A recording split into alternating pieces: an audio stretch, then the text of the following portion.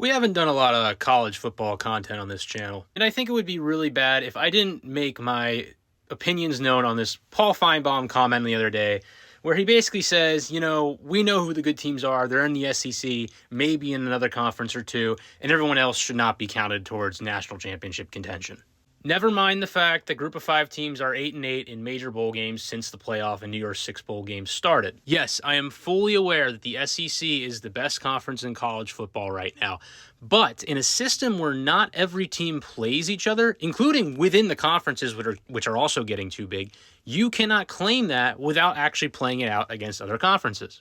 There's a short video of this about college basketball on my YouTube channel, but basically the reason college sports are popular is because of its large scope regionally. It reaches all corners of the country. All of this conference consolidation and playoff expansion stuff is conference power grabbing, and much like politics, the SEC is an activist group for Southeastern football, Paul Feinbaum is a lobbyist, and the NCAA is a dysfunctional political group being moved by all this. We had some other recent news the other day where USC and Michigan are in a bit of a contract dispute with the Big Ten about staying in it, and they're threatening to go independent because I think those programs could probably survive on their own without the Big Ten, and they're recognizing what is happening in college sports and how these conferences are kind of ruining college sports.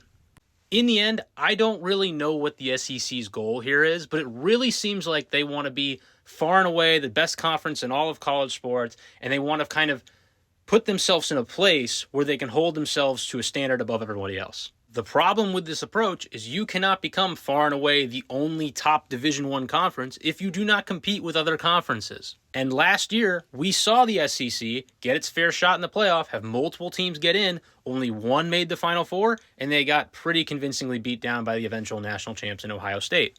And look, we all know pro SEC fans. I love them. They're really passionate. But we know that Michigan and Ohio State are not a part of the SEC master plan, right? They want to add teams like Clemson, Florida State, Texas, and Oklahoma. That's who fits into the SEC. And even if you get to a point where the SEC is the only conference, they would still be compared to the Division II other schools not getting opportunities. There has to be an opportunity here for everyone to compete from around the country. Schools, different years are good. There could be a year where Boise State's great. We've seen that in the past.